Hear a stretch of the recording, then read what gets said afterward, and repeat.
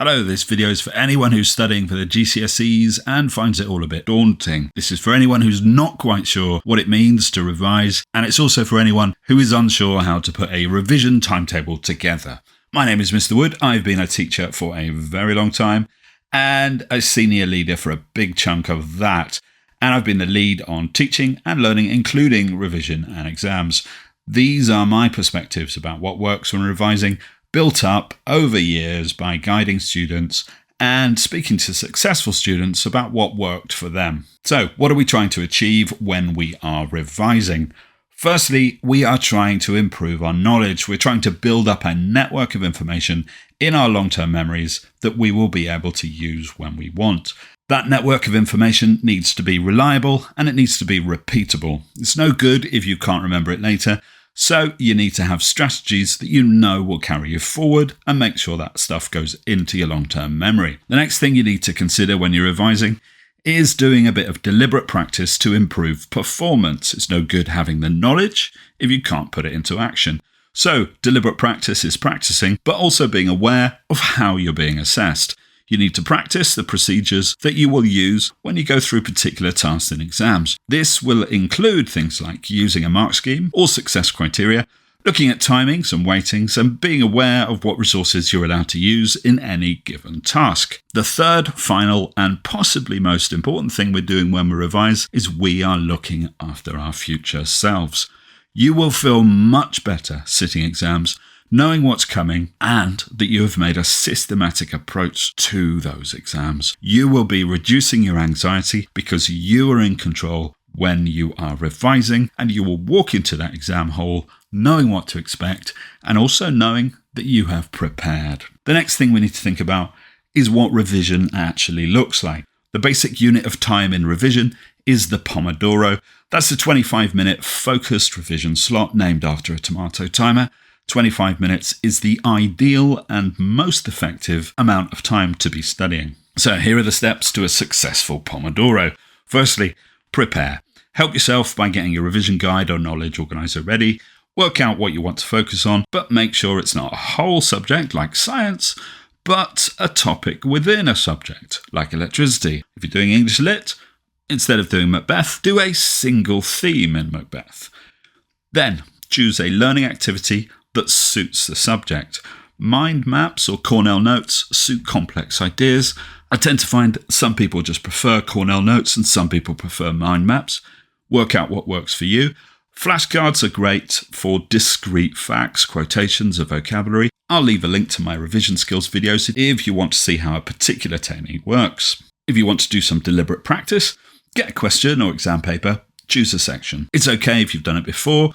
Remember, you're practicing to get better, but you can often change keywords in questions and get a brand new task. Next, turn off all distractions. Put your phone on Do Not Disturb, turn the TV off, shut the door.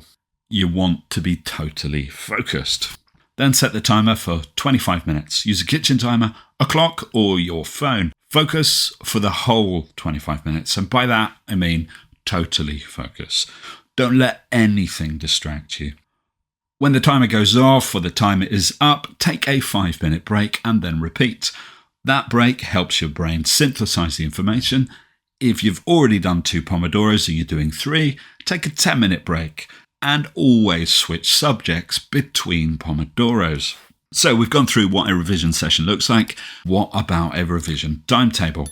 Everyone is different and how much you revise is determined by you. So what I'm going to suggest here, and I will say it again in a minute, this should be your starting point. Give it a week or 2 and then adjust it as you see fit. I've put a link in the description for this timetable. I've put it in Google Docs. So long as you have a Google account, it should work. When you open it up, it will ask you to save it to your own Google Docs straight away, and then you can tweak it to what suits you. What I have done is write down every subject below the timetable. You might want to change this if you've got different GCSEs. I've based this on the most popular model for schools, where students are entered for English language and literature, maths, double award science, and then 4 options. If you do fewer GCSEs, you can build in more sessions for each subject.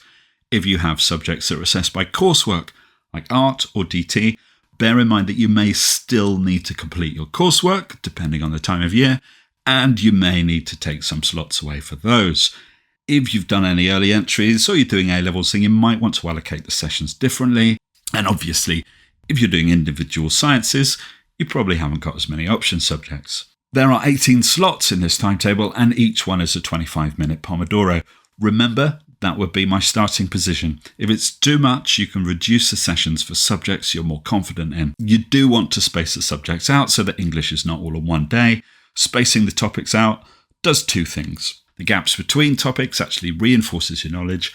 Teachers call this interleaving or spaced learning, and prevents you getting bored with revision. You might find that as time goes on, you want an extra slot per subject, or you want to allocate more time for deliberate practice. So if you look along the bottom, you'll find different tabs, and I've tweaked a couple of different versions so you can play around.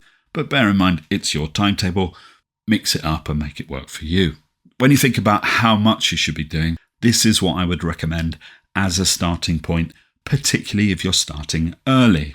If you want to do extra slots on one day and give yourself a free day, that's fine. If you need to shorten the pomodoros, you can do that. Don't make them any longer though. This is the ideal time for brain function. So if you have more capacity, do extra slots. The key thing though is to keep it sustainable. You don't want to end up with brain fry, and you want to keep up your outside interests. Having said that, we're only really talking about an hour a day during the week and 2 hours at the weekend. You may even find that doing twice as much as this is still sustainable, but increase it gradually over time. When you get nearer the exams and homework is decreasing, you can then increase your revision. If you have any other questions about revision, stick them in the comments. I've got a plan for a revision misconceptions video, and I will try to build a bit of Q&A in for that. I hope this was useful and interesting. If you take one thing from it, keep your revision short and do it often. The first step is always the hardest, so start revising now and do future you a big favour.